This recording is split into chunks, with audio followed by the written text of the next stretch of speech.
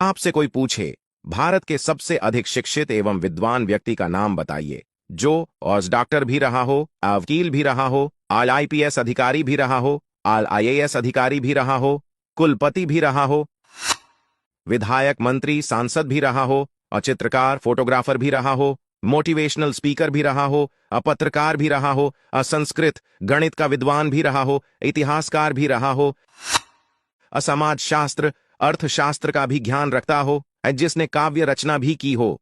अधिकांश लोग यही कहेंगे, क्या ऐसा संभव है? आप एक व्यक्ति की बात कर रहे हैं या किसी संस्थान की? पर हिंदुस्तान में ऐसा ही एक व्यक्ति मात्र 43 वर्ष की अल्पायु में भयंकर सड़क हादसे का शिकार होकर इस संसार से विदा भी ले चुका है। उस व्यक्ति का नाम है डॉ.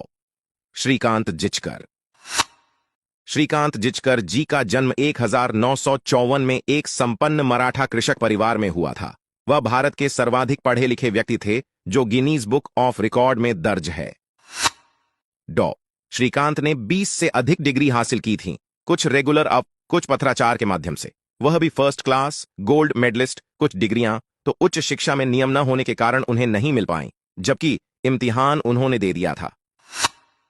उनकी डिग्रियां, शैक्षणिक योग्यता इस प्रकार थीं: IMBBS, MD gold medallist, ILLB, LLM, MBA, bachelor in journalism, Sanskrit में D. Lit, university topper, MA English, MA Hindi, MA history, MA psychology, MA sociology, MA political science, IMA archaeology, MA anthropology.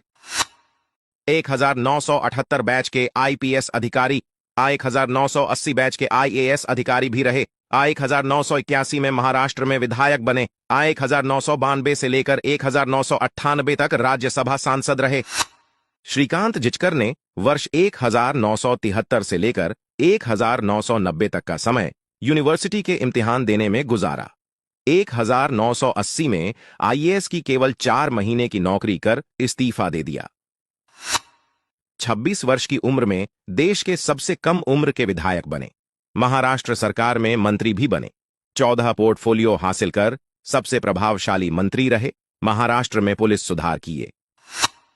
1992 से लेकर 1998 तक बतौर राज्यसभा सांसद संसद की बहुत सी समितियों के सदस्य रहे। वहां भी महत्वपूर्ण कार्य किए। 1999 में कैंसर लास्ट स्टेज का डायग्नोज हुआ। डॉक्टर ने कहा, आपके पास केवल 1 महीना है। अस्पताल पर मृत्युशैया पर पड़े हुए थे, लेकिन आध्यात्मिक विचारों के धनी श्रीकांत जिचकर ने आस नहीं छोड़ी। उसी दौरान कोई सन्यासी अस्पताल में आए। उन्होंने उन्हें ढांढस बंधाया, संस्कृत भाषा शास्त्रों का अध्ययन करने के लिए प्रेरित किया। कहा, तुम अभी नहीं मर सकते, अभी तुम्हें बहुत काम करना है। चमत्कारिक रूप से श्रीकांत जिचकर जी पूर्ण स्वस्थ हो गए। स्वस्थ होते ही राजनीति से संन्यास लेकर संस्कृत में D. लिट की उपाधि अर्जित की। वे कहा करते थे, संस्कृत भाषा के अध्ययन के बाद मेरा जीवन ही परिवर्तित हो गया है। मेरी ज्ञान पिपासा अब पूर्ण हुई है। पुणे में संदीपनी स्कूल की स्थापना की। नागपुर में कालिदास संस्कृत विश्वविद्यालय की स्थापना की, जिसके पहले कुलपति भी वे बने। उनका पुस्तकालय किसी व्यक्ति का निजी सबसे बड़ा पुस्तकालय था, जिसमें 52,000 के लगभग पुस्तकें थीं। उनका एक ही सपना बन गया था, भारत के प्रत्येक घर में कम से कम एक संस्कृत भाषा का विद्वान हो तथा कोई भी परिवार मधुमेह जैसी जीवन शैली से जुड़ी बीमारियों का शिकार ना हो। यूट्यूब पर उनके केवल 3 ही मोटिवेशनल हेल्थ फिटनेस संबंधित वीडियो उपलब्ध हैं।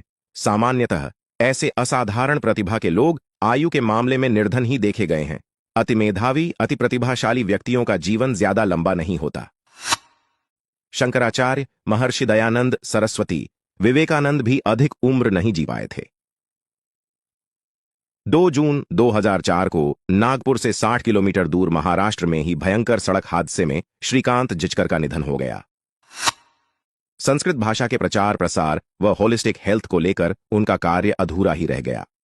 ऐसे शिक्षक, ज्ञानी, उत्साही व्यक्तित्व, चिकित्सक, विधि विशेषज्ञ, प्रशासक व राजनेता के मिश्रित व्यक्तित्व को शत शत नमन।